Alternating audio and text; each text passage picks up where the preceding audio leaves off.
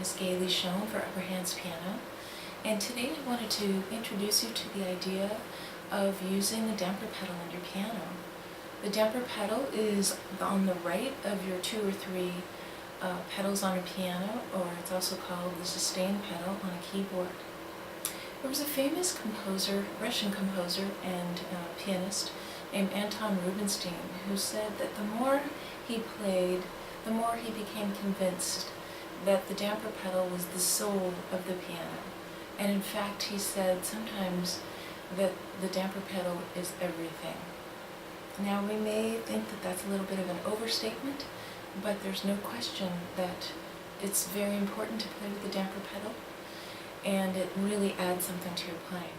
So why is it called the damper pedal?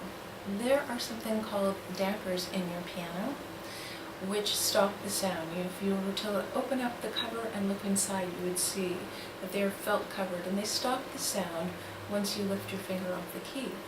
But when you press the pedal, it lifts the dampers up so that the strings can continue to vibrate long after you've lifted your fingers off the key. While you have your foot down on the pedal, you'll hear it ring for a long time.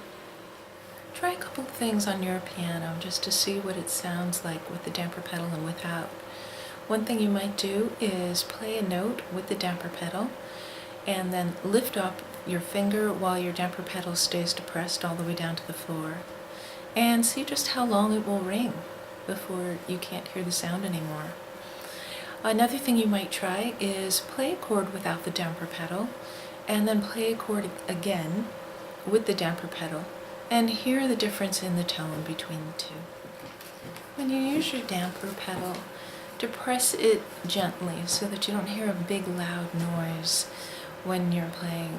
In my next video called Pedal Practice, you'll hear my pedal is a little squeaky. That's not a good thing. I left the squeak in because I thought it would help you to hear as well as see when I was pressing it down. But if it's squeaky, you definitely want your tuner to come out and fix it. But if it's just making a very loud noise because you've pressed it down too quickly and you're kind of banging against the floor or about against the back of the piano, then you need to just kind of lighten up a little bit. Here's a few mechanics of pedaling.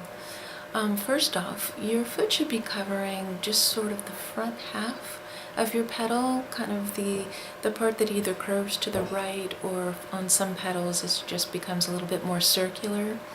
So your foot will not cover the whole pedal, but just the front half. And the second thing is that your heel always stays on the floor.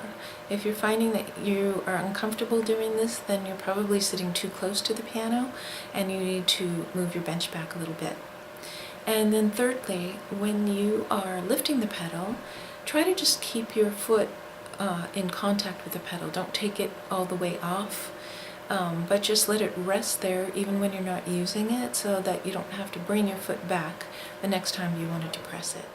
The most important thing to remember about pedaling is that your pedal needs to lift every time the chord changes.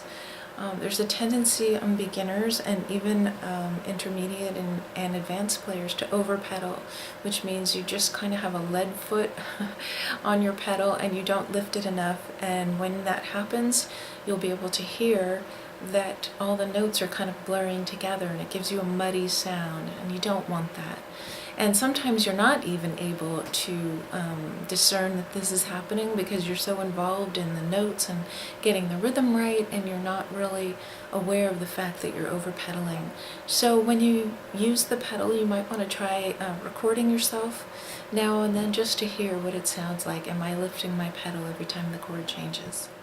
In the next video called Pedal Practice, I talk specifically about when to depress and lift the pedal, and it goes along with a couple of pages that are in Upper Hands Piano Book 4. But for now, you might want to just start experimenting a little bit. What does it sound like when I play with the pedal? Just try different notes on your piano, try different chords. And just remember to change the pedal every time you change the chord, and just hear the richness that it adds to your sound. I like to think of it as the passion pedal. It really adds extra passion to your music and expression. So I hope you enjoy using the pedal, and I'll see you soon. Thanks. Bye.